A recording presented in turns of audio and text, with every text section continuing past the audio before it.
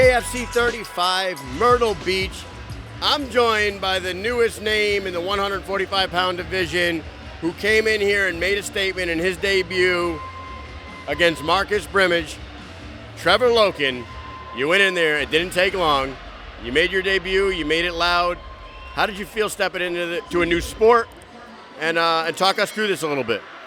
So I really felt at home, actually. I've been wanting to do PKFC for a while. I think that's where my strength is. Naturally, I'm a banger. I got tungsten hands and a steel chin.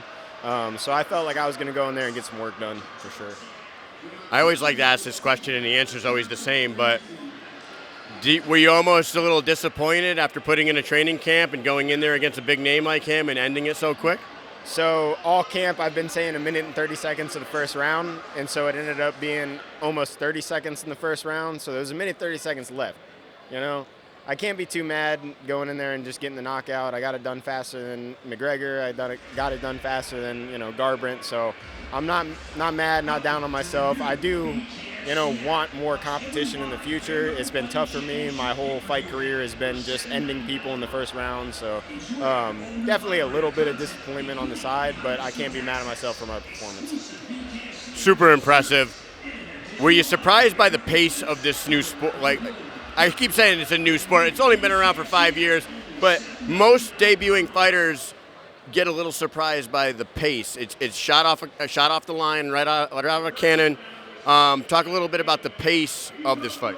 So I was absolutely surprised with just not the pace of the sport. I do know that BKFC is like a head-to-head banging out sport.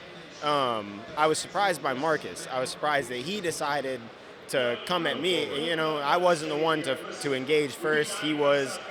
He came at me with like an overhand hammer fist type of deal. I stepped back, counter right, and a lot of the life kind of drained out of him after that first shot. And when we got into it in the pocket, he just, fell apart.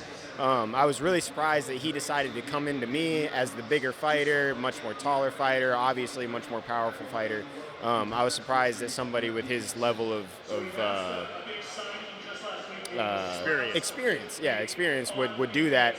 Maybe he thought that me being a debut fighter, I'd kind of crumble, but it was the opposite way. It was the other way around. What it could have been is, a little while back, he made his debut in this sport after a really long MMA career. He went in there, and he might have learned something in that fight against Will the Thrill Shut that maybe you can't sit back and pick your shots. This is not MMA. This is not what I usually do. And he tried to implement that plan with you. Obviously, it didn't work. That's really interesting because when I watched that fight, I watched his MMA fight before that fight. It went almost the same way as the fight with Will Shut. He was, on the outside, was playing ring generalship, just staying on the outside and kind of hugging the cage. And I thought a lot of my thought process in this fight was maybe he changes it up because he wants, a different outcome. He doesn't want to be the guy who's, just staying elusive the whole time. And so that's why I trained a lot for step back, counter rights, a lot of jabbing and moving. I didn't expect him, though, to stick to that. I expected him to be the smarter fighter. I'm in my experience or my track record. I'm always the one coming forward. So he decided to come forward on me, and I'm definitely not going to back down from that. I'll meet you in the middle. But it was interesting. It was very interesting.